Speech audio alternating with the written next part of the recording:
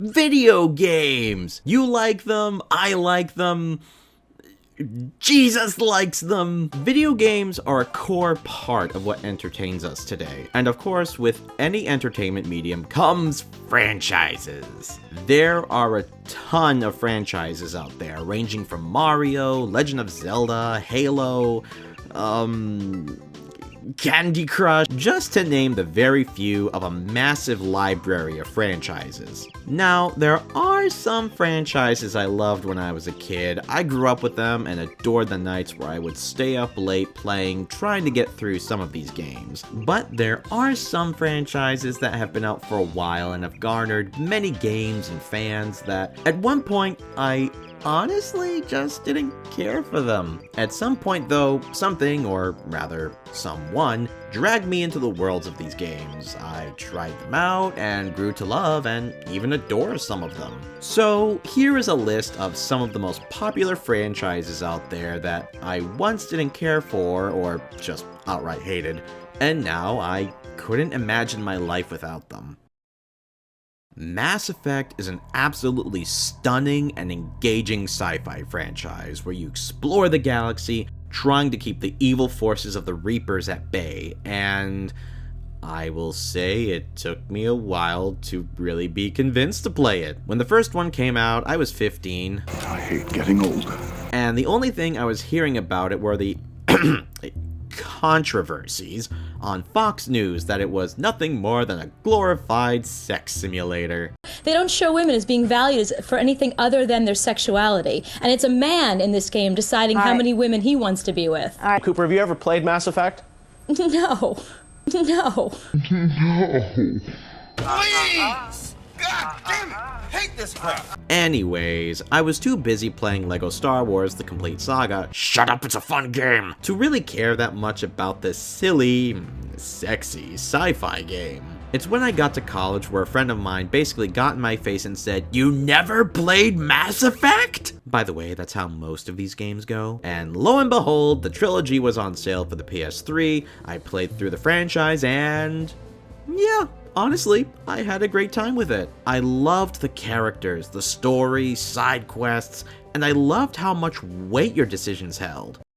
Until you got to the third game, but we won't bring up that old wound. Overall, Mass Effect turned into something that honestly, I just glanced at and thought, meh, I have other games I'm more interested in, where eventually I became a pretty big fan, and honestly, I didn't even really mind Andromeda. Yeah, I played it way after it initially came out, and all the bugs and deadpan facial expressions were gone, but I still enjoyed it for what it was. And I can't wait to see where the developers take the franchise with the next game. Motherfucking Doom.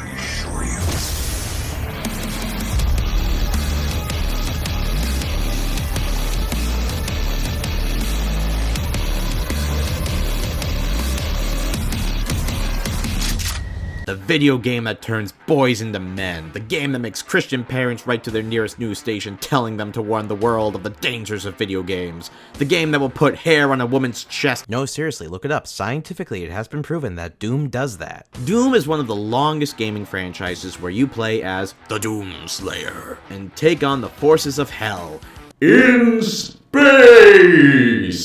Although it came out before I was born, it was still a bit relevant when I was young, and especially as I got older. But I wasn't the biggest fan of first-person shooters. I was more into fantasy RPGs, literally anything Star Wars, hack and slash, and so on. But then Doom Eternal was announced, and it just looked so stunning, gorgeous, bloody, juicy, rip and tear. So I bought it for the Nintendo Switch. Shut up! I fell in love with the gameplay of Doom Eternal, and it made me want to try the rest of the franchise. And even the older titles, I honestly fell in love with them hard. I became such a fan of the franchise that I went and bought physical copies of all the Doom games from limited run for the Switch. I'm waiting for you, my sweet Doom Eternal. Although the story isn't that in-depth, I love the simplicity of just just playing a space marine and blowing up the forces of hell to shit. It was fun, engaging, and I think I can solidly say it's my favorite FPS game in my library. And hey, the Doomslayer is canonically Catholic, so that's a thumbs up in my book.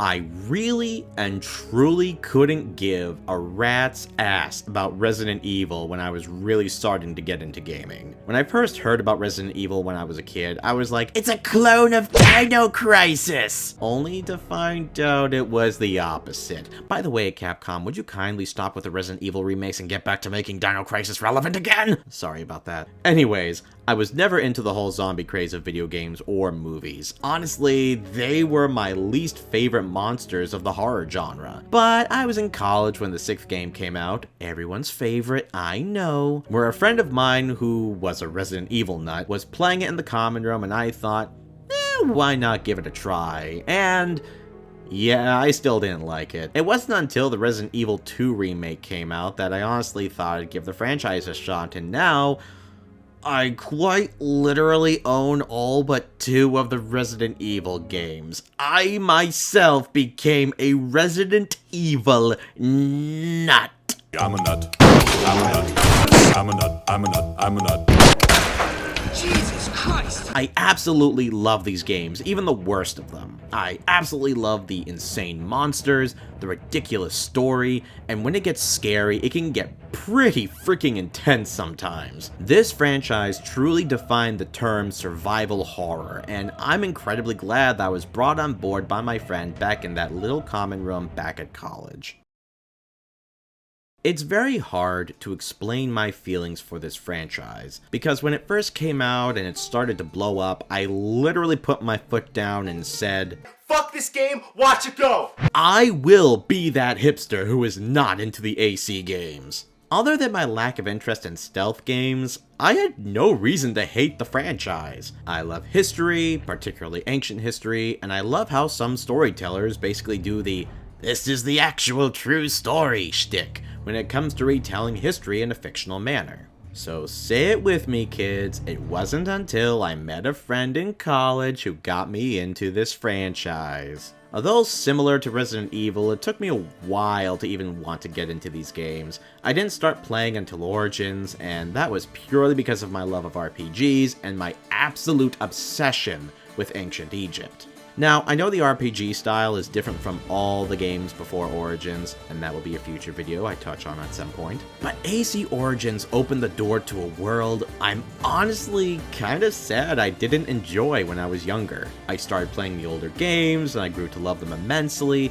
I loved the settings, the different main assassins you get to play as, and I especially love the moments when you get to interact with specific historical moments and characters. There is just something special in being able to join in on the assassination of Caesar, the Boston Tea Party, meeting Charles Dickens, and something that my own ancestors did that I love to do in Black Flag, whaling! Because I want to do everything within my power to make them extinct for what they did to my family! It is such a thrill to play these games for the stories, characters, settings, that it's very easy for me to say that I am an AC fan through and through, warts and all.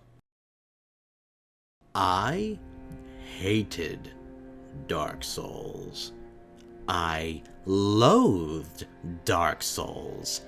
I started on game 2 when it came out for the PS3, and I was like, who would play this? I immediately traded the game in and bought something else without making a lot of progress. As the years went on, my nephew actually kept nagging me to play these games, saying that I would love them. I just needed to get more practice. In other words, get good, scrub. Eventually, in 2020, I decided to give the franchise a shot one more time with Bloodborne, and I fucking hated it! I once again asked who the hell would play these games.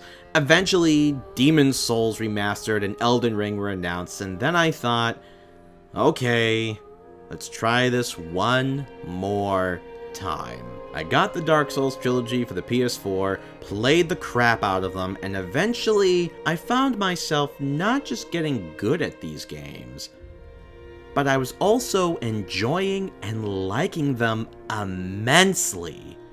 I was actually getting good. I was enjoying the world, the characters, even the absolute vague storytelling. I was making my way through the deadly swamps, defeating difficult enemies, and more importantly, destroying incredible bosses that, in my opinion, have yet to surpass most of gaming's other bosses put onto the screen. Dark Souls also had a major impact on my life. I made a video about it if you'd like to look. And now I would argue Dark Souls and the rest of the Soulsborne games have a special place in my heart that will never, ever leave me. And that's honestly all of these games. I might have franchises or games that I like more than these, but these franchises left a special impact on me and hold special memories of friends long ago as we huddled around a couch in a dorm room or a common room, simply enjoying video games, the stories they tell, and the memories they create.